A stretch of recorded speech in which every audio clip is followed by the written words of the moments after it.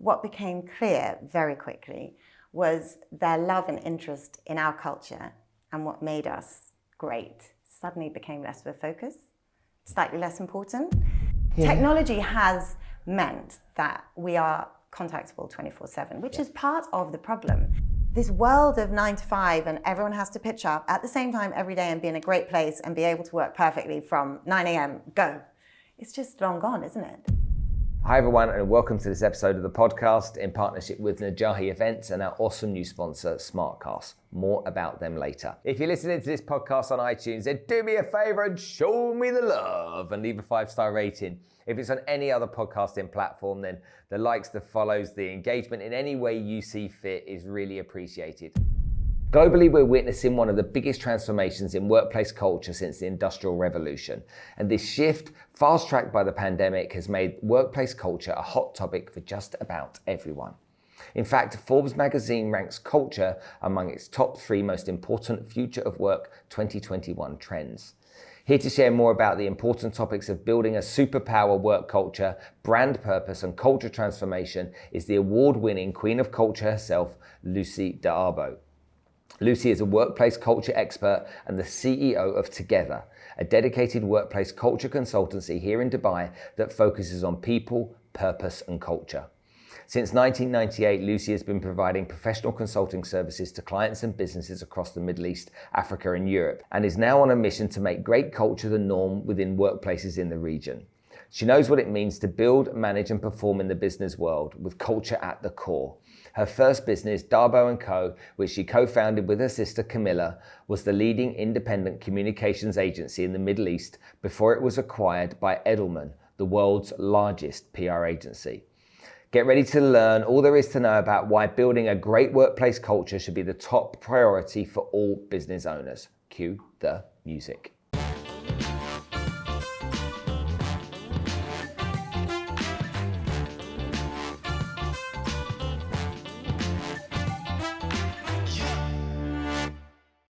First of all, Lucy, thanks for coming to join us today. It's really important that we talk about this subject, but I'm a novice, and I'm probably a little bit old school. And because I'm a bit old school, some of the things that I've heard and how things are changing in the workplace environment and whatnot, some of it doesn't necessarily sit right with me, and some of it I think is a little bit almost extreme. And that's maybe because I started work in the late 80s in the city and stuff like that, so it was a very different environment. So maybe where we can start is, first of all, please explain how you know about workplace culture and why you've got into it. But also this buzz term that's going on at the moment, okay, this big thing, the great resignation, and maybe we can understand that in a bit more detail. Well, thank you for having me. So I would say I'm a culture evangelist, so I'm obsessed, mainly because I love it. And because I've been privileged to have the opportunity to work in a business where culture was at the core, and that was a business I set up kind of over 20 years ago with my sister, and got to enjoy and recognize the incredible benefit that comes from it. Why today? There is a real problem. I mean, it's not a kind of imagination. 40% of the workforce. So it's like 40% is a huge amount. Massive, yeah. Of the global workforce, so it's not even like compartmentalizing into country by country, are looking to leave their job. And of that, I think it's like 49% are not just looking to leave, they want to do something completely different. So like full career transition, full pivot, something quite extreme. So there is a lot of talk because it's a real current issue. And there's so many reasons why. So it's not like I hate my boss, I love this industry. It's I don't even like what I do anymore. Well, look, there's no denying COVID has fast-tracked all of this. It's just shined a spotlight on that isolation people have felt through this period. The burnout has never been higher because this whole hybrid working or working from home, people have really struggled to divide. We're already struggling, weren't we, with smartphones and everyone being like, I'm available 24/7. And then suddenly the world flipped. And then you were working at home. And when did you decide when to switch off? Because your dining room became your desk. And so you're just working all the time. And then in addition to that, it gives you time for reflection. It's been an incredibly stressful time for everyone. And that gives us a moment to pause. And that's really where a lot of people have come back to, is kind of going, is this it? Like, is this all I have with this life that, the years that I have left? The tech companies were the kind of like the early ones to come out saying you never need to go back to work again if you don't want to, or extending the periods of time of not having to work from the office, demonstrating to a lot of people that I don't actually need to be sat at my desk. But I know what it feels like to be in a working environment with people I spend a lot of time with. It becomes not only business, but it's social as well. You get to the office in the morning, you grab your coffee, you talk about the football from the night before or everyone's antics over the course of the weekend. And you build those kind of interpersonal relationships with some of the people that you work with. When you don't have that, I believe that you realize that you miss that. And there's some kind of like benefit from having that community around you. So for me, it would be like, well, why doesn't everyone just want to go back to work? That burnout thing must be really negative working from home. We'll get back to the office. We'll all be kind of like buzzing again, have the energy. We'll go to the pub on a Friday night after work, We can go for lunch on Thursday and stuff like that. And it be kind of like normal, We don't then think and spend our time concentrating on the commute on the train or in the car backwards and forwards to the office, because that almost becomes immaterial for a kind of like a discussion around the positives about the working environment. So with that in mind, is it not just people missing out on people that has led them to think like this? Yeah, ultimately, that's at the core of it, people. Every single person is totally unique. Like workplace culture, the simplest way to explain it is it's the personality of a business. And like humans, very rare to find people with the exact same personality. So for each person, how working from home has affected them has been completely different. Because maybe you're a much more outgoing, kind of sociable personality. So for you, being around people is how you fuel your energy, and being one-on-one and wanting to converse in person. And you would have been that classic like water cooler guy. Yeah. So it's like, I'm going to get all my insight. I'm going to walk around the halls. I'm going to, go to the canteen, get a cup of tea, catch up, chat. But then there are this, swathes of other people who are the absolute opposite, who find their peak performance comes from, peace and isolation and being kind of quietly alone. Then you have to think about different people's personal circumstances, particularly working parents. And I don't want to seclude men and women. Ultimately, you've got a young family. Saving an hour or two a day on a commute. I mean, I know your kids are grown up now, but can you imagine back in the day when they were like toddlers and you could have had 2 hours back of your day? I think I was sold on something as a youngster by my dad. Okay, and my dad said the worst thing that was ever invented for my dad was a car phone, because going to work every day in the car was his hour of peace. Yeah. He'd have his hour of peace. And I remember he'd have his War of the Worlds tape playing, and he'd listen to it, or he'd have Radio 4, and that was just, nobody could talk to him, nobody could involve him and have this peace. And he'd get to work and do his thing. And so for me, kind of understanding that, it's like having young kids is go and get in the car and go to work. That's an escape. It's my escape, peace. Okay, I've got no kids to worry about for a little while. So I suppose that it's how you position it yourself, isn't it? My dad's got me to think one way, other people are thinking other ways. Well, I suppose, how often do you actually use that time in the car, not on your phone, on a call, listening to a podcast? Because now the way technology's changed, what your dad enjoyed in that hour in the car doesn't really exist anymore. The ability to truly switch off and be able to have that car journey without, and put music on and not hear the ping, ping, ping of the emails or the WhatsApp or the notifications. So it has, technology has meant that we are contactable 24/7, which is part of the problem. This has all been like a building up to a boiling point, and the pandemic just fast-tracked it. Burnout's been happening across multiple industries. People have never worked longer, never worked harder, for generations. And actually the good thing, and I would say that because I'm evangelical about it, and also I really believe that we shouldn't be a generation going, our kids should all have the life we had and be beasted at work. And if they haven't worked 17 hours a day, they don't know what hard work is. I hear that so often. I'm like, why? Why would you want to suffer? Did we really enjoy it? Did it drive performance? Yes. are there other ways that you can teach and build, future leaders without them having to have done 22-hour days to be considered the hero in the office? And that's really what it's come to. It's about flipping it to be much more personalized about the individual. And now we're seeing that actually employees have a bit of a say in what's happening for the first time. This is like a massive potential revolution where employers are having to listen. We saw some companies saying you can take as much holiday as you want. That was something I saw a few years ago. Then we saw the 4-day work week as well being introduced as we've seen it here recently. But then you see, I think it was about a year ago where some young graduates working at Goldman Sachs were complaining about the really tough, regime they were in. And we can't tolerate this anymore. We shouldn't be working 18-hour days, 6 days a week, and coming on a Sunday morning to work. But then the boss of Goldman Sachs is like, "I'm paying you $200,000 a year. If you want the cash, then you got to do a fair transaction of what the cash is." And I believe that if someone is paid by any company £100,000 a year, for example, then the employer must get £100,000 worth of something back. Yeah, because that's a fair exchange. 100%. And so when I see these people complaining, that are paid a lot of money, it's like, these are long hours. Well, I understand it, the school teacher that might have to work long hours and not be paid well, but the guy that's earning a couple $100,000 a year and he's been out of university for a year, and he's being told you need to be here at 10 o'clock at night, 3 nights a week, because we've got deals to do. How do you differentiate yourself, and do you believe that both are right? I mean, I have a really vivid memory about, exactly that example. I was like 23 in Dubai, sort of third job, and I was working for kind of an event company, marketing company, and we had this new project to do.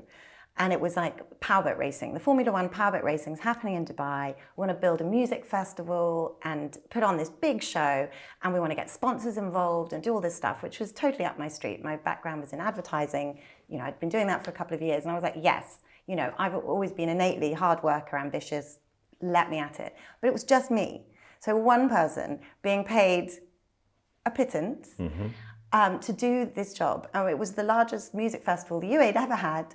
I must have worked 6-7 days a week for months. I was in charge of the organising, the promoting, the marketing, getting the sponsors, selling them, getting ticket sales organised. I mean, it was epic undertaking, and just survived. I mean, honestly, survived, got through the long weekend. It was 2 or 3 hours sleep at best for weeks. And I was so proud, like it was a huge success, and the media coverage was brilliant, sponsors were happy, super proud. And my boss said to me afterwards, it was literally like the next day, I've had a day off, had some sleep, still working, to be fair, but we didn't have mobiles like we do now, so it was probably a bit easier. And he called me and he said, "Oh, I'd love to, let's meet, and I'll buy you breakfast." And I thought, brilliant, I'm proud and I'm exhausted, but this is going to be the moment where it really feels great and worth it. He's going to recognize the work, might even get like some kind of gift or like something. Bonus would be nice, promotion better. And so off I went, all kind of excited and like ready to see him, and sat down in this cafe, and he was like, "Hey, how are you doing?" I was like, "Great." He said, "So it all went really well, but now we've got to do the wrap up, right? And think about next year." And I was like, okay, so straight into business. And I was like, it's okay, it'll come at the end. It's fine. Yeah. So we did all of this, and it was straight back to work, and nothing happened. And I was like, am I missing something? Like, Herculean effort. Like, I'd done 4 people's jobs at least. So he didn't recognize it, acknowledge it. And just as I was about to leave, he went, "Oh, I've got something for you." And I was like, thank goodness. And he reached under the table and pulled out this like velvet box. I was like, what's that? And then I recognized it. And he opened the box and he said, "I thought you'd like this," as a kind of memory. And it was the like crystal trophy that I had designed and had made and arranged to have done for all the Formula One drivers. And that was it. And I was like, thank you. I mean, and honestly, from that day forth, my head was out the door. I was like, I didn't even need the money. I didn't need a gift, actually. I just needed a moment for him to recognize what you'd done, and acknowledge. And that's so important. It's like, you can do all the work. Did those guys that are complaining, had they done 20 hours and their boss has just literally never even gone? That's because the boss is a lousy manager. Exactly, and that's the problem, actually. It's Okay, not but necessarily these guys. I get asked to go into companies to do sales training, and I find this fascinating. And they say, look, I've got this sales team, I have 100 people, we've got to turn it around, you know, they're not performing. And I'm like, great, excellent stuff, no problem at all. And I'm like, so what's the problems? They explain the details. I'm like, okay, so tell me about the management team. Oh, the management team are fine, it's just the salespeople that aren't delivering. And I'm like, really? I'm like, so you want me to come in and do their job for them? Yeah. Is that what you want me to do? Oh, no, we want to train them. I'm like, so you want me to do their job for them? I said, the reason they're not performing is because of the management team. And if the management team aren't performing, unfortunately, that's because of you. And you're training the wrong people. Train them. So actually, you're the business owner. And if you can't get your management team fired up, you're doing the wrong thing. 100%. So you're the person that needs training, not your salespeople. And they're like, no, you know, I'm successful or whatever it might be. Is this? I'm like, until I fix you, nothing gets fixed.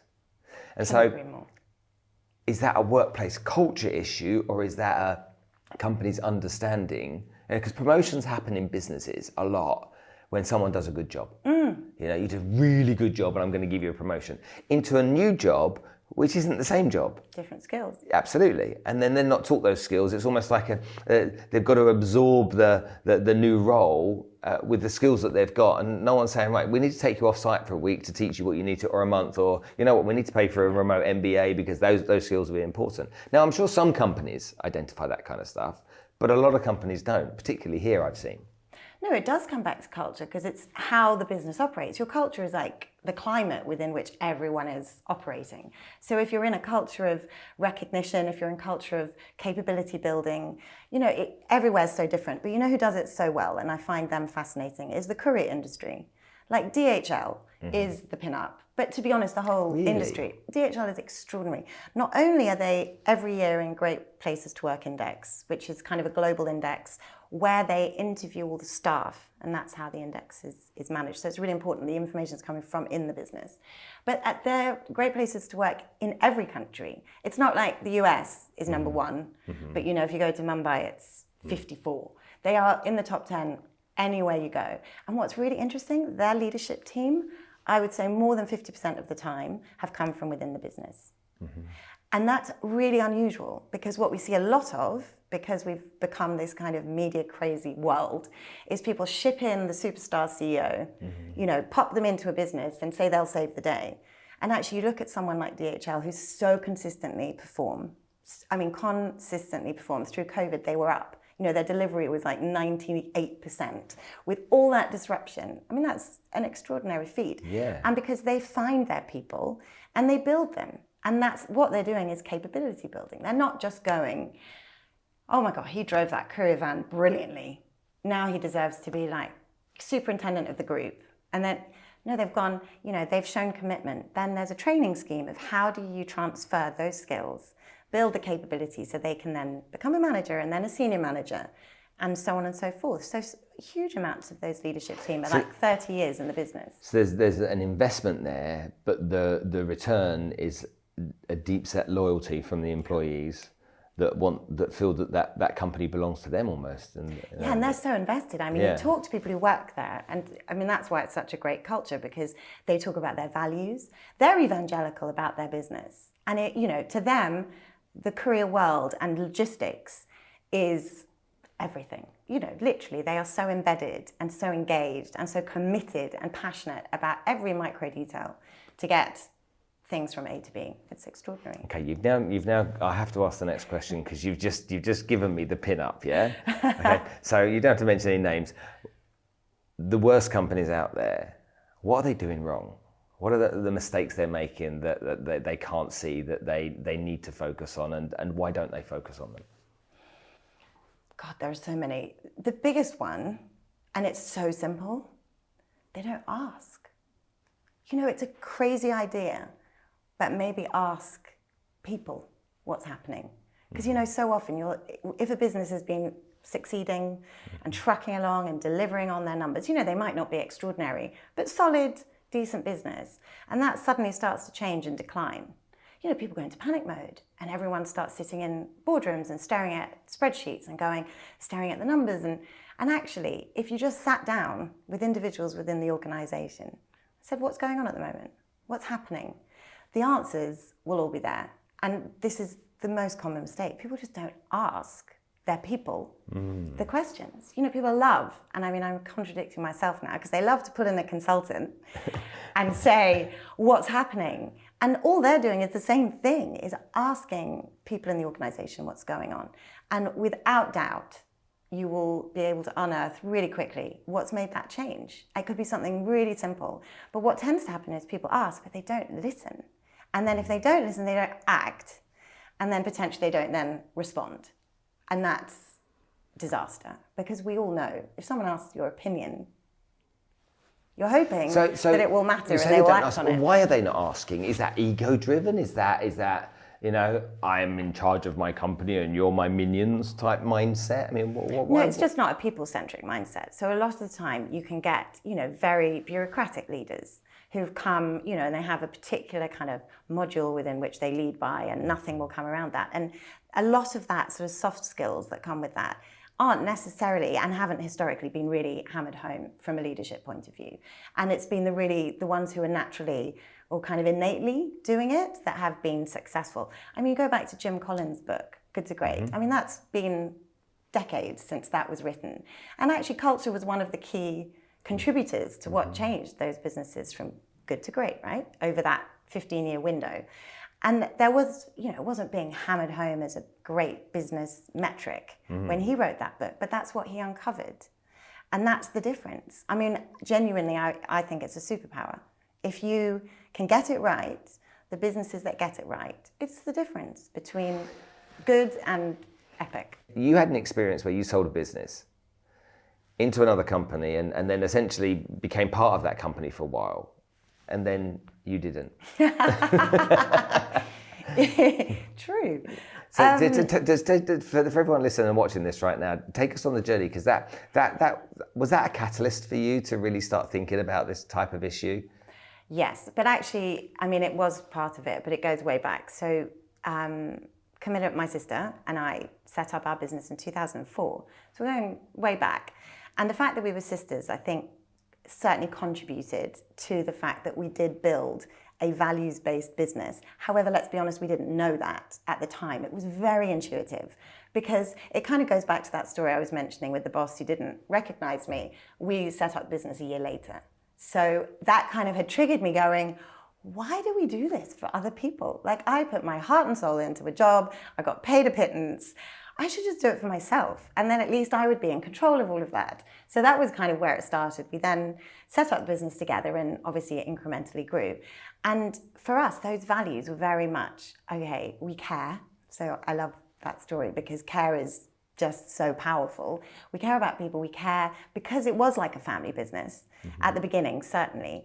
But actually what triggered the change was in 2008. Were you here 2008? Yeah. I got so you'll remember that time.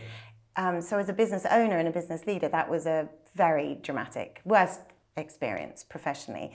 And essentially in September, so Lehman's crashed, and then the phone started ringing. And we had just got to about 35 people that we were employing. We had just invested in a big new office, refitted a cool warehouse. You know, we were doing yoga classes and all that cool stuff.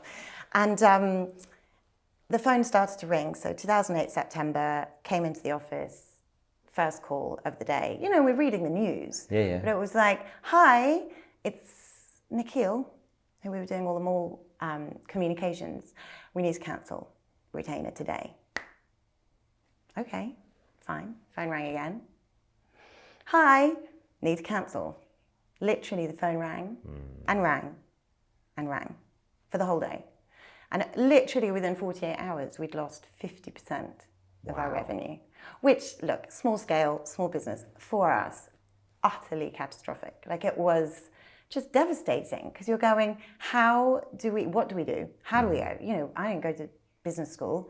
There was no manual to pick up and go, shit, what do we do now? Like, we've got bills to pay, we've got salaries to pay, we've got commitments. This is serious. And that's really when we recognized that we were running a business with culture at the core, and that all the values that we had intuitively been operating with and the behaviors that we encouraged and rewarded all came to light. because we had to go out into our community and basically go, how are we going to solve this? And we were transparent. We made a call to obviously work through it together and not let anyone go and do pay cut, and built a plan as a collective. And we managed to get through it, come out. We never had to let anyone go. And we came out bigger and stronger and ended up obviously over 100 people and then being highly valuable and acquired. So that process was where it became really clear that actually our culture was 100% what got us through that. And then that's when we turned and became very intentional about it. And we kind of co-created really specific values, and that included the behaviors and the spirit of the business, of what mattered. And we used them regularly. We had awards around them. We had weekly meetings. Everything was bracketed into what value does that work relate to. You'd hear people chat all the time using the values in anecdotal conversations. And it was so powerful. That's what got the team together in the tough times.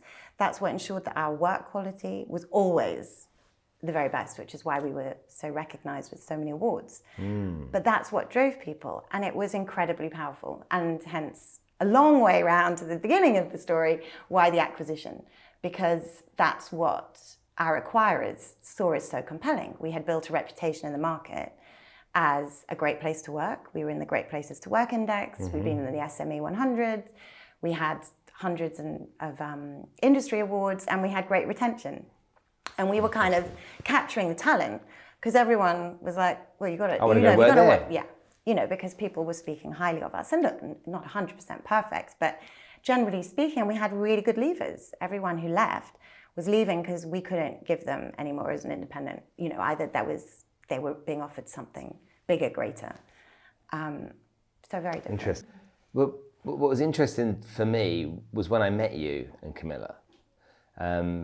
We were at some function somewhere, and I'd never met you before. I'd heard about you, but I'd never met you. And you made, on my first exposure to you, you made my evening an absolute hoot. You were a bundle of. I didn't want to go. I hate events like that. I remember you saying actually. It's just not where I want to be. Okay? And you get up at crazy o'clock in the morning, so you were like, "This is very late." I remember that. I was like, "God, he's such a hero." I don't do that. But honestly, I think it was Raj on the email. Somebody said, "You need to come. You need to come." And I was like, and it's not like it's far away. It was at the Atlantis. It was almost walking distance. But even then, I didn't want to go.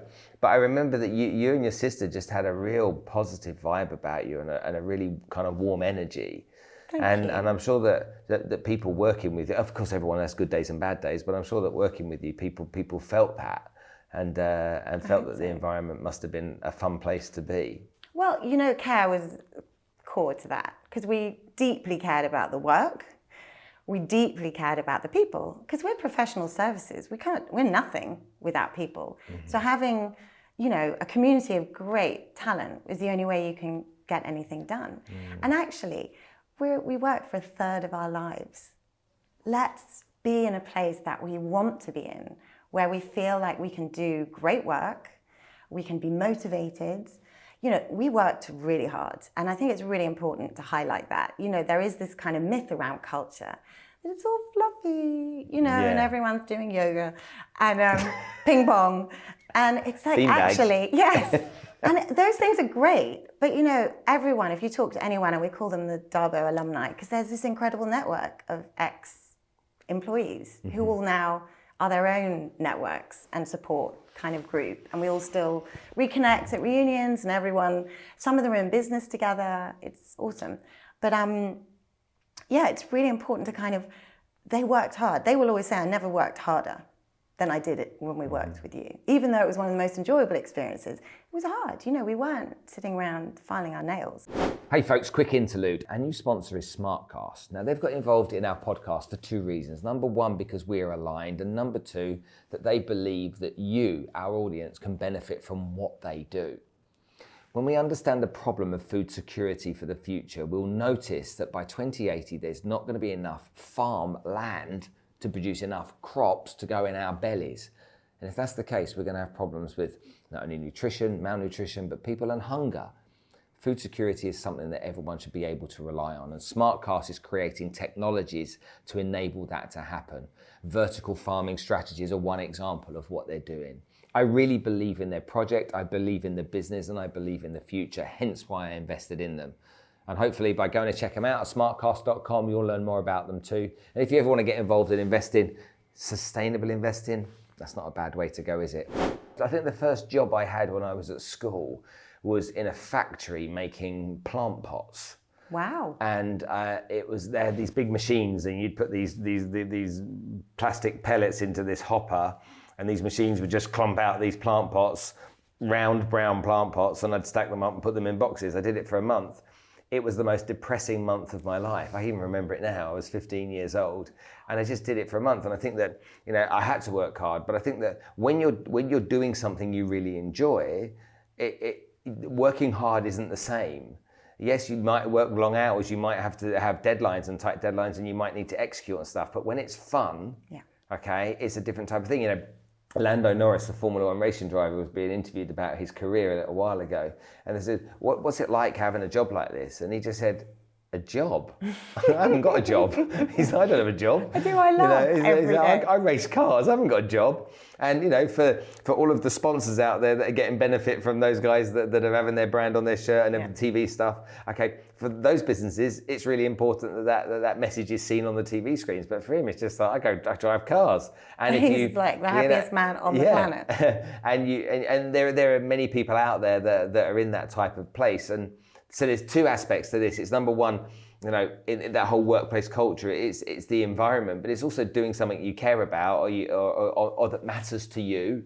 Yeah. A little bit like my podcast with some of the guests that I have, it matters. Massively. And regardless of, as we spoke off camera a little bit earlier about it being kind of daunting and harrowing learning these stories, to me it matters. And I'll share those stories till the end of time because to me they matter.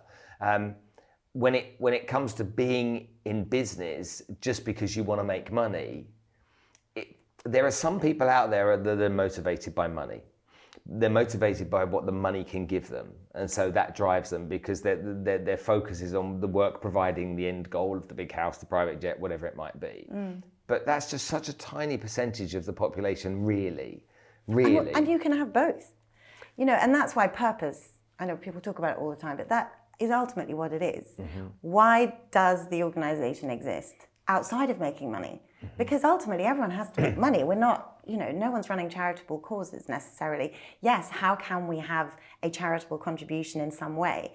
But the essence of the business operating is it has a purpose to generate revenue, to please stakeholders, to pay the bills. So what are you doing outside of that? What's the bigger reason for doing it? And for us, in our time as a communications agency, it was just to do the best quality creative work that could be done and push the boundaries and do it in a way that you could do it with a great bunch of people with positive energy, be recognized for the work, an environment that cared whether you turned up or you didn't and how you felt that day. But that purpose was really clear for everyone, and any organization that doesn't have that, because that's where the culture stems from. Why do you exist? What are the values and the behaviors that really help you get there, and how does that align with what the business is trying to achieve?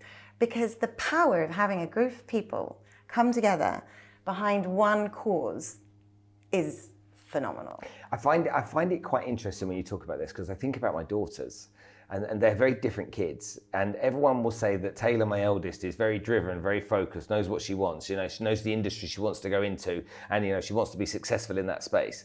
Yet my youngest, who's 19 and at uni, Katie, she couldn't give a shit. she all she cares about is being happy. Yeah. All right. And I look at it and I'm like, I wish she was more driven and focused and clear on what she wanted to be and the direction she wanted to head in. But then I think to myself, what a blessing life would be if all you did every day was saw the joy in everything. And you just wanted to be happy and everybody else around you to be happy, regardless of anything else. That to me almost comes close to the ultimate, doesn't it? It comes close to to utopia. Okay, so let's go into this story, because I want to ask you about what happened, and I want you to share it because I think it's important for people to understand not only your journey but how they can identify that within their own journey. Yeah. So happy days, life was great. We were coming up to 10 years in the business. So it's like 2014, which is a big moment of reflection. You know, kind of like we've achieved X amount. We were the largest in the region at the time. We'd kind of got the great team, great client base, awarded, what now? And obviously growth and expansion was a big piece of that. So we were like, how are we going to achieve it? The two routes are we get investors, or we go to market and do a strategic move and go and see if a potential acquirer or a business that we could partner with. So we chose to go to market and see, because otherwise it's all a guess. We were like, it could go either way. Either we'll find the perfect agency partner and then we can grow and we can go into other regions, or we just carry on as we are and we self-fund, continue to self-fund. So we did go to market. It was a fascinating experience. And essentially that just means you do a closed kind of submission to a bunch of potential, parties who might be interested in acquiring your business, because there's some synergies there. And then they sign obviously various documentations. And then as you go through the process, you reveal more information. And the further you go along, then you get to kind of chemistry sessions. So it's like full dating process. It's quite bizarre. And we ended up down to about 4 on the dating front. So we had, we were flying to different countries to meet the leadership teams. And they were really compelling. I mean, 2 girls from Dubai going, holy moly, like these are big names and they're interested in little old us. So there's a lot of those moments where you're just like, I'm so out of my depth here, my goodness. And we had these meetings and it was quite intimidating, realistically. Like this is a big decision. You've come from a very small independent business into these big conglomerates. But we landed on one. One of the 4 that we met, there was just so much good connectivity. And the irony of all of this is it was their culture. They were the largest, coincidentally, privately owned as well. So they were still founder owned, even though it was the son. So it was still a private organization. Their culture felt really aligned with ours, what mattered. And I have to say their courtship was excellent. They were very transparent. We were flown to strategy meetings. We met leadership teams. It was very positive. And so we're like, we found our match. And so everyone agreed. And we were like, well, let's get married. Let's do the deed. Because honestly, it really is like a marriage. And the deals got signed and we were so optimistic. The big thing that changed is it was an acquisition and then it became a merger. And there is a big difference. Yep. An acquisition would have left us in control of the business. And over time, potentially, we would have done our earn-out period over 3 years and they would have taken on or we would have carried on. And that was originally the plan. Born and bred here, don't want to go anywhere. So needless to say, the merger became sort of an option because they already had offices here. So that added a real layer of complication because we were then getting some of their team to come into our team, moving some of our team into theirs. A CEO was going to come in over all the organizations. And then it was turning it into, again, a really big player for the region. And I think that's honestly where it started to change. And we were so far down the line, pretty much ink on paper by that stage, that you're kind of in the momentum and you go. But it was an incredible offer. You're like, this is our opportunity to be in 130 countries across the world. Let the legacy live on. Because the thing people don't, and you may have experienced this, although I know you've got your businesses incredibly well run, you don't think at the time what's going to happen to it. At the time when you set up business, you're just like, all in. And then suddenly you're like, what happens later on? And that's where it became, will the legacy live on? How does it sustain beyond us? Because we're not going to do it forever.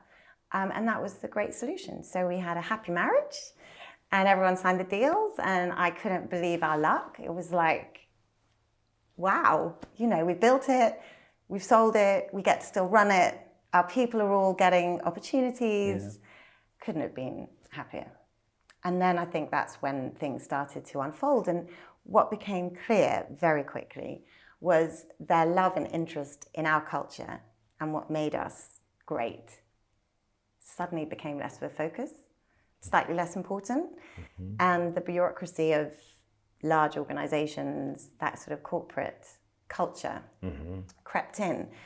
And my husband reminded me yesterday of a really interesting story, which was this awful balance between wow, success in one hand and absolute, punch in the gut in the other.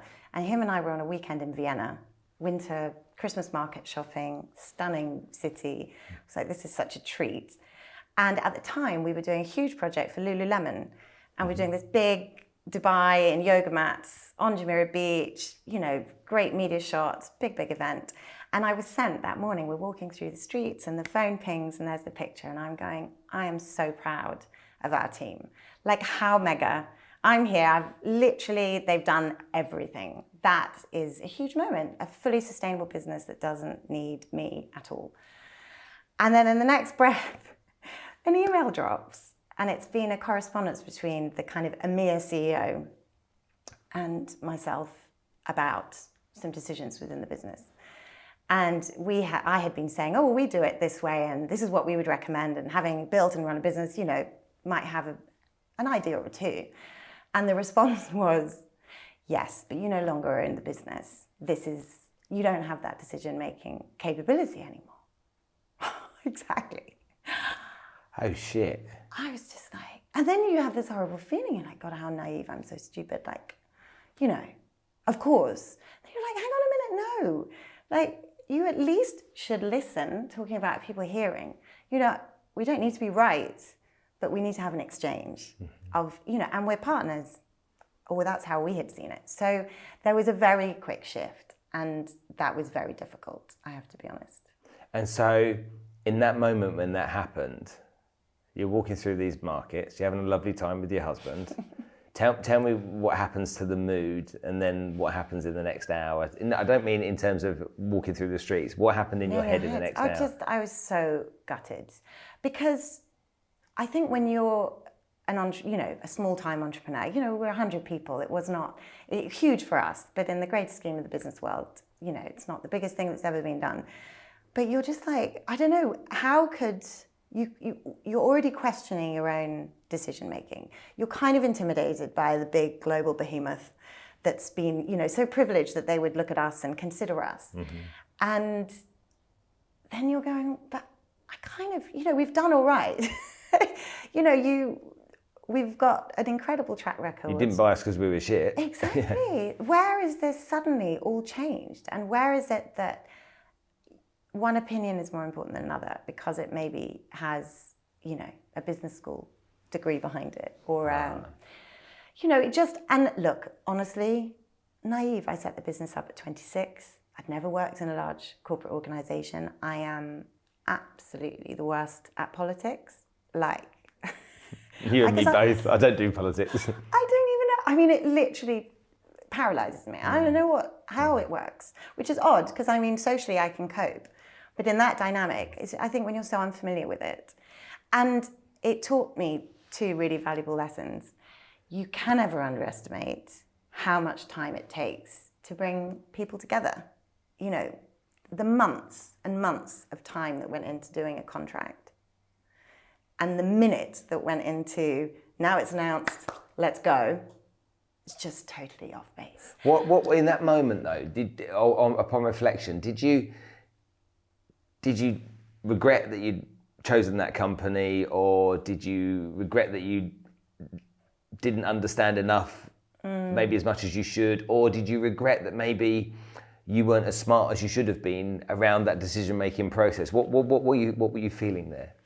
The thing that comes back over and over, I'm trying not to do regrets. I'm an optimistic person. So I'm always like, we learn, we move on. I think hindsight is just the most powerful thing. And at the time, the kind of or certainly my lack of confidence probably just felt like they were the best people to do it, and that they would do a better job than we would to continue running it. And on reflection, and I was so tired, really burnt out, to be honest. It'd been over a decade. I'd had 3 kids through that. I had worked 7 days, 20-hour days. I'd been beasted. I beasted myself. So, and you're kind of like, God, I'm so over carrying everyone's problems. Yeah. I'm so tired. I'm so done with making decisions. It would be so nice to not have to do that. And of course, no regrets. Look, you make the best decisions you can. I really believe that at the time, and we did. We agonized over it. But the reality is, what I know now is we had more options. And I don't think we realized that. And actually, our team was so incredible. The structure was so incredible.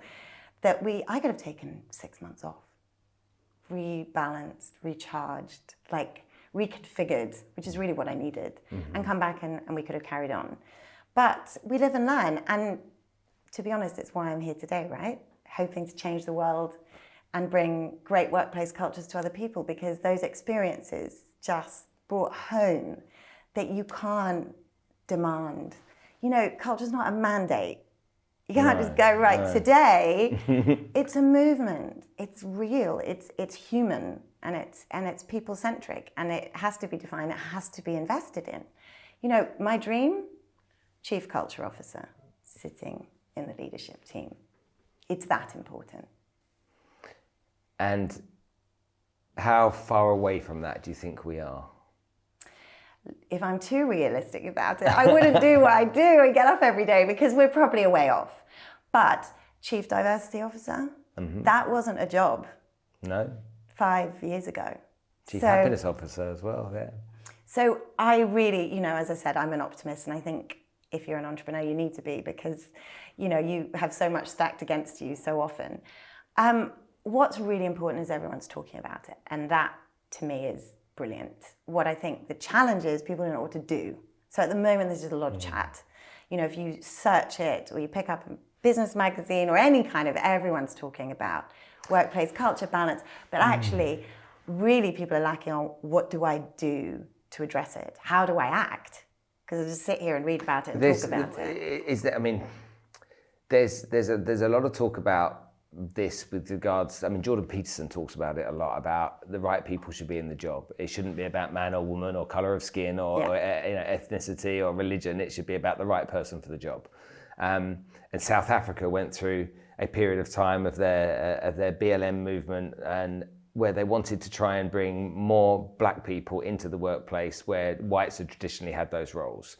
And so if one black person and one white person were applying for the same job, the black person would typically get it. And the white people in South Africa were really unhappy about that. They had very short-term memories because they needed to look back over the last 30 years and see the impact of what had happened there. So but that's a really difficult thing to balance. When you think about culture, you have to take diversity into the equation, but you have to also run a business. And so if the business is 100 women that are all from the same part of the country and all have the same interests, and that's in the best interest of the business to be successful, then that's right, isn't it? Yeah. Because there's no, as you say, no mandate, because there's no, you know, all we have is experiments as answers from what I see. Companies that have gone out there and have tried something and it's worked, and they've been able to build on the back of that working, but it's not a formula, it's the formula for that business within that industry at that time. So where does a company coming to you today, sitting down and say, we get it, we did, but like just kind of like fix it, you know? Well, the good thing is there are frameworks and there are processes, and actually, like anything, it's about having the right plan in place. So totally, it's all possible. The other thing is, it's not just about fixing. I think it's really important. Like, most of the clients we work with have really good cultures, but they want to be great, and they want it to be their superpower. You know, yes, we work and kind of, you've got a new leadership team in, or a company's been through a terrible time, which we had with a recent client, and they'd had a legacy of kind of, you know, command and control, master-slave mentality, a lot of misgivings. New CEOs come in, you know, there's a refresh in the business. That's that we would call a culture transformation. But a lot of the time, it's what can we do more? How do we be more effective? How can we, you know, double down on what we're really good at, and what's the strategy to do that? And the place to start, measurement. Like, stand by it 100%, because otherwise it's guesswork. It's like, you know, if you're going to start a training program for your Keep Fit, you know, and culture is the health of your business. You know, I've started a box fit program, and I just did my body mass this morning. I've never done one of those before. When you stand on that machine, yeah. Totally, and it spat out all these results. And I was like, you see, I love this measurement. I've got something tangible to now reference. Yeah. And that's what's so important with culture. And we have a lot of different ways you can do that. There are different assessment modules and processes, as little as $10,000, you know, up to $1 million, depending on what you're doing and who it is. But when you know where you're at, that's how you then can build your strategy and actually have a plan of how to make change or to improve or develop or to, to do more of. Because if you don't know what you're dealing with, and in our experience, I would say 75% of the time, the leadership's opinion of the business and the reality.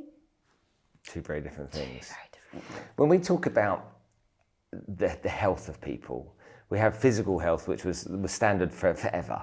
Yeah. And so health insurance was provided for people, and companies that cared about their staff, they would buy good health insurance, and companies that just needed to tick a box would buy the cheap health insurance, and you've probably seen that. But kind of mental health has become, I wouldn't say it's a buzzword now because it's been around for some time over the last few years, but there's just so much that's wrapped up within mental health that I've seen it almost being used as a lever.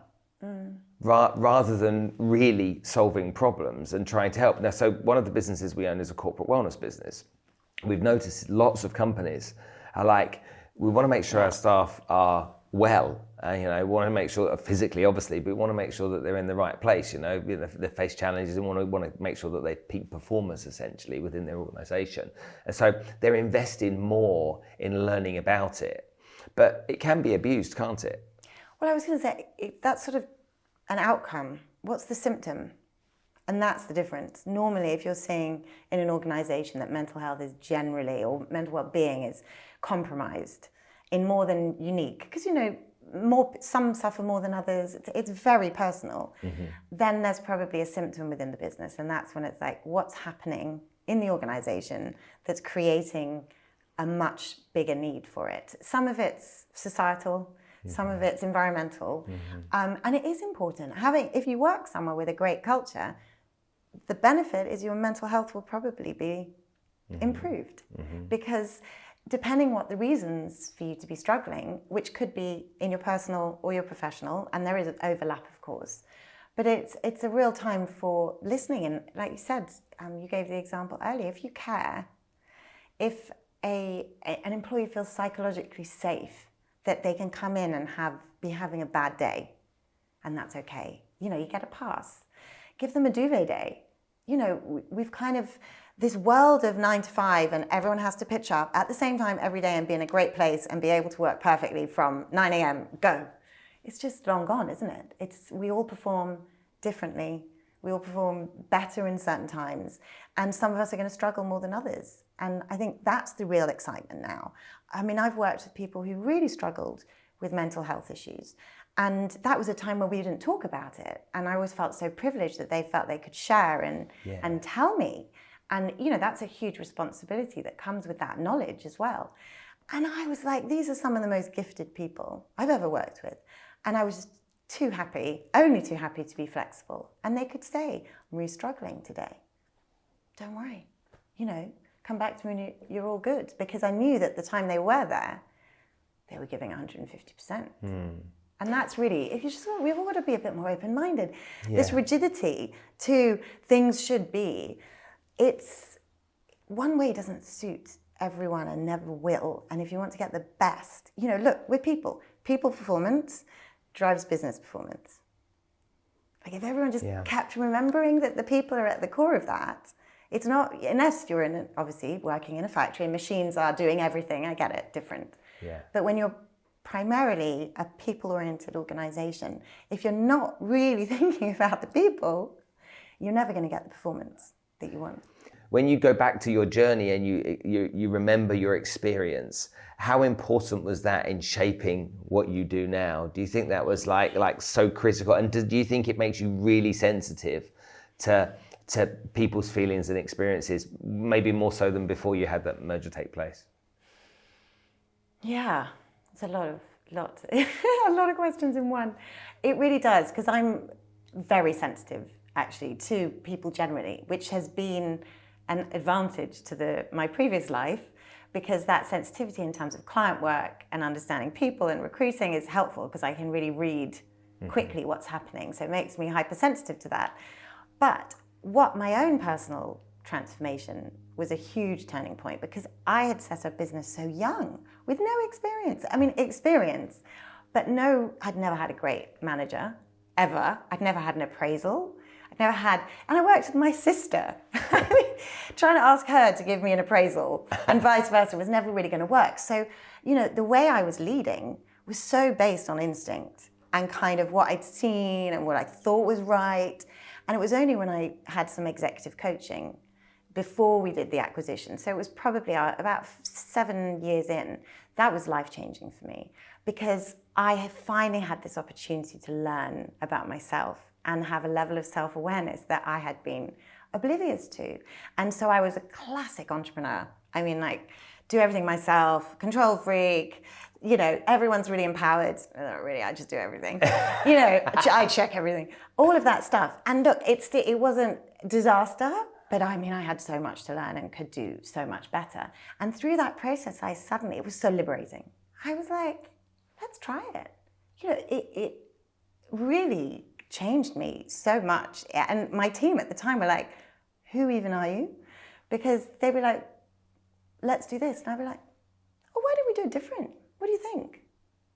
And my favorite, apparently the phrase I always said, which someone reminded me the other day, they were like, oh, I loved it when you went, let's get radical. And I just realized, what have we not thought of? And a lot of that came to how people were then treated. It was like, let's try. We were doing flexi work a decade ago, you know?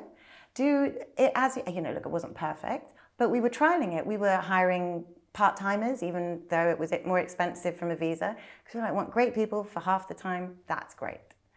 So it really kind of gave you that opportunity to go, if you trust in the people and your leadership capability allows you to be clear and concise but open-minded, so many amazing things can happen. Give me an example of the kind of companies that you've worked. You don't have to give me any company names, but the kind of companies that you've worked with, an example of where they were really getting it wrong and what you did help to solve a problem. Okay.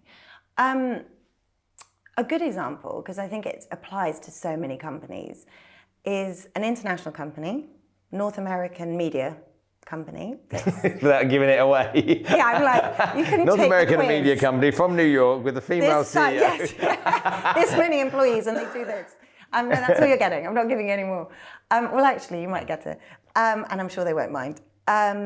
They set up a branch in the Middle East, and their first one in an Arabic-speaking location. And what made it even more unique is it was Arabic language. So now you definitely know who it is. And they were doing a great thing. I mean, ultimately, their leadership team locally was just like, reached out, was like, we just need to work on the culture and bring everyone together and be clear about why we're all here. Can you come in and help? And they're a big global organization. So people would think, oh, well, if they're an international, what work would you do with them? It's like, well, actually, what works in North America very rarely is going to be appropriate to work in the Middle East with an Arabic language team. So they have a very clearly defined culture as a business, and they have very clear values. In fact, really incredible ones, like Pin-Up. I mean, I use them as an example for clients to go, look, if you want to build a great culture manifesto and values playbook, this is a great example. But what it wasn't was relevant locally. So it's like we localize content. You know, if Pepsi's doing something in the US and they want to run it here, you reimagine it and you localize it to make it relevant and pertinent and engaging to your audience here. Course, yeah. So we then worked with the team locally, did our measurement, because as I said, most important thing. So we kind of talked to all of them, ran the assessment to see where they were at and what was really working and what needed more work, and then redefined their kind of values and kind of localized, Arabized them for the here and now. And that just allowed them all to go, okay, now I belong. Because at the time, that was the biggest challenge. They were like, I'm so proud to be part of this organization. You know, I've wanted to work here. This is like the coolest place ever. But it's all a bit abstract because one of their values, for example, was like, show up as you, like the true you, about authentic self. That's really difficult in a place where actually to be your true authentic self could land you in jail. So how do you truly live that value? How do you engage with that as a person when the two don't align? So we then took that and went, what does that mean in this context? What does this mean for you guys? So it can be really powerful to make it relevant, personal, and then they cared about it. They're invested in it because they've been part of creating it. How many companies are there that do what you do in this part of the world? Are there lots, or are there few and far between? Well, I mean, we're calling ourselves the first Middle East workplace culture. But this is really important. People do it. Look, management consultancies do have the capability. Okay. And I think that's the point. A lot of people do it. Creative agencies still do purpose, bit of culture and values, they would say. Management consultancies do kind of, human capital piece, the kind of assessment. But all of them also do loads of other things. This is all we do. Like this is what I care about more than anything. And the people I work with is like, how do we make great cultures for everyone? Because it shouldn't be a privilege. Like, I just hate that people are like, you're so lucky. You work somewhere that's so great. You're so lucky. No, it's a human right. We should all be our best because businesses will thrive if each of us showed up every day and we're giving 100% in the right direction. Imagine the power that could have. Absolutely. Yeah. See, it's great, isn't it? Yeah, it's great. You love where you loving work. it. Yeah, we love it. Spence Lodge will be in great places to work in next year. Number 1. Your story to me is something that is not an unusual story, okay, to go through that type of experience. I've heard it before. The fact that you've become, as you say, evangelical about it is really important to me, though, because I went on a journey of belonging and then not belonging, and when I didn't belong, it became depressing, and then it became something that I became suicidal about. And when you go through that type of experience, and I don't wish that on anybody, when you go through that type of experience, then you start to realize how important their aspects are to your work life and play, that if you get it wrong, it can cause quite a lot of a problem in your life. And that's where I was, and I just don't want anyone to ever be there. Just before we finish, we've had a big change in the rules here in the UAE recently. So beginning of the year, the Sharjah went to 4 days, Dubai went to 4.5 days.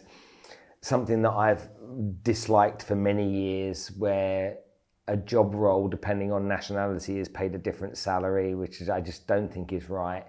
But that's all being addressed in the new labour laws that have just been introduced, which I think are just fantastic. Amazing, by the way. It's a real step in the right direction. Right. I think it's a step in the right direction, but I think it's a step in the right direction too late, or later than it should have been. But also I think that's come from outside pressure to kind of like equalise stuff.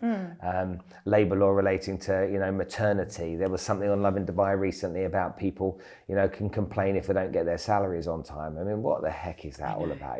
People not being paid. And the comments where I've not been paid for 2 months, I'm still waiting for my money. It's heartbreaking, isn't it? It really is, because people go to work and they do a job and they've got families to feed and all the other wonderful stuff that goes on. It's a basic transaction. I do something for you, how Absolutely. can you not deliver on that? Absolutely. Okay, it's exactly what I say to people that the work with me. You get a salary. Okay, I will never. My dad taught me when I was young, never ever pay anyone late. He said, whatever you do, he said, even if that means you don't eat, don't pay people late. It's critical. Love that. And so that's what I did. And now we see these new laws come in and we see these changes take place. Do you think a 4-day work week is a good idea? Do you think a 4.5-day work week is a good idea? What about for us here in a country with, Muslim prayers on a Friday, the big prayers on a Friday, the chaos that's caused? I was here when I was a kid in the Middle East when Thursday and Friday were the weekend. Oh my God, so was I. Okay. And they were still doing a split shift. Yeah. Like, my dad would come home. We'd come home for lunch and then he'd go back at 4. Yeah. So dad would go early in the morning, he'd come home for lunch, he'd go back to work at 4 till 8 or something. Yeah. And then he'd come back. Crazy. And so we've seen all these changes take place. Is it going to work, do you think? And are they making any mistakes, or is it really everything in the right direction?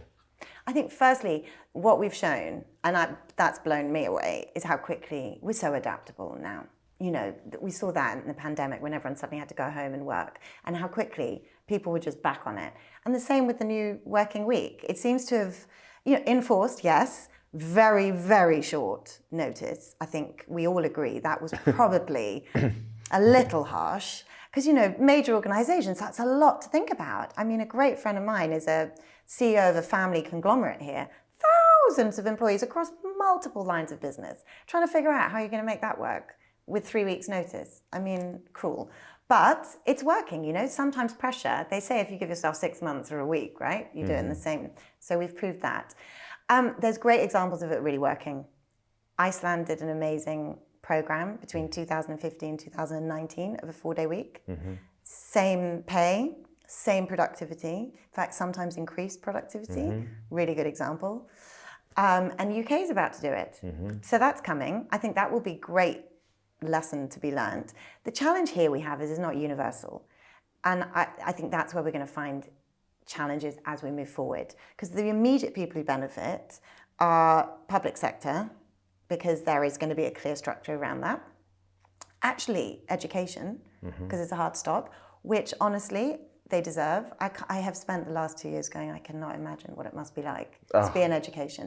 They have had to learn to be 1,000 different jobs, and the stress, honestly. But so they are benefiting off the back of that. But then you've got, a whole raft of employees who really will not have the types of jobs that are able to facilitate that. For example, a factory worker. How do they get to benefit from flexibility? That's really difficult. So I don't think anyone has the answer yet, but I imagine that's going to be a real challenge. In our business, one of the things we asked, because it's 4.5 days here, we said to the staff, what do you want to do about it? And you were asking. And they said, well, can we work an hour extra every day? And then we can leave at lunchtime Friday. That would be great for us. Perfect. Okay, and do it that way. What a great example. You asked, you get told. Danielle asked, I didn't ask. But that's exactly was my point earlier. Amazing.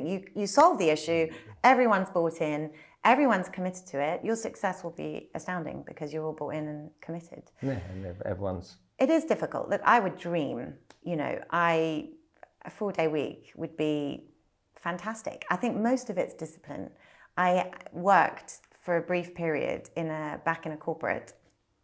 And the reason I went back is they, very kindly created the kind of dream job. It was 4-day week, 3 months off so I could spend time with my kids.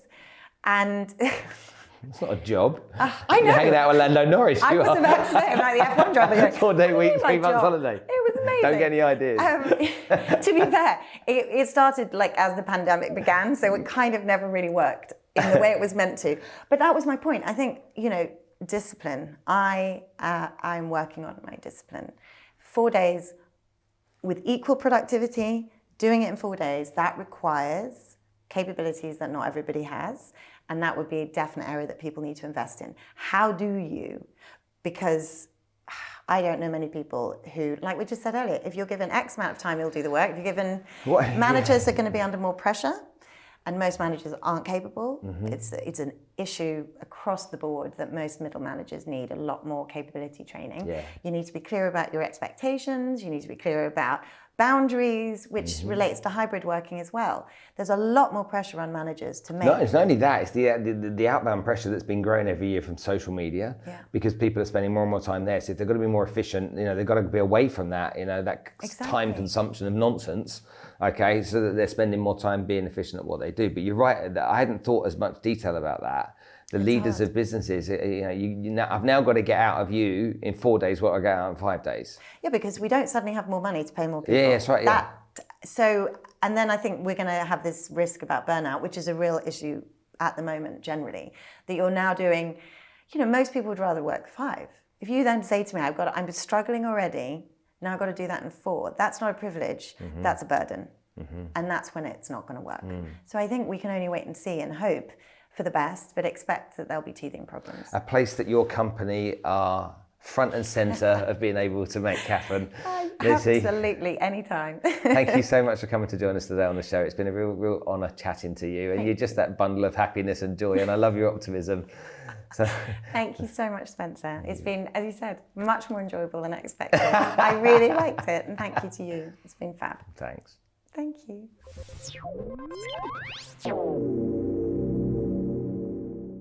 So it's always important to mention people that you partner with, and partners for the podcast are Najahi Events and Najahi Tribe. Now, Najahi sounds like an unusual word, and it is, but it's Arabic for my success. And Najahi have brought some of the world-leading public speakers, motivational speakers, inspirational leaders across to Dubai over the course of the years, and Abu Dhabi, mind you. And Najahi brought, people like Tony Robbins, ever heard of him? Okay, Nick Vujicic, no arms, no legs, no worries, Lisa Nichols, Prince EA, Jay Shetty, Alicia Keys, and people like this, and they bring them in and they run events, and from those events we go and we learn from these incredible people. On top of that, they launched the Najahi Tribe recently, where they have a collective of the world's greatest trainers that literally you can join, become a member of, take advantage of a training from all of these different people, like real experts in their field. I've got a sneaky suspicion I might be one of them as well. But anyway, hopefully you will go and check them out for me because you enjoy these episodes of the podcast. And remember, it's always team effort and I can't do it without the support of these people. So go check out Najahi Events, Najahi events.com. I'll see you soon. So understanding workplace culture is something that I think a lot of people in business don't take seriously. I know many businesses across this part of the world that I have advised and helped where they really don't focus on the culture of the people. When you think about your businesses, when you think about the company you work for even, is culture at the core? Do they care about you? Do they care about the journey you're on? Do you think that what the company does matters? Do you have purpose around your job? And if you do, then you're probably in the right place. Hopefully you've enjoyed this episode as much as I did spending it chatting with Lucy, who's got some first-hand experience about what it's like, as you can see, to not enjoy that type of journey and what she's done about making a difference.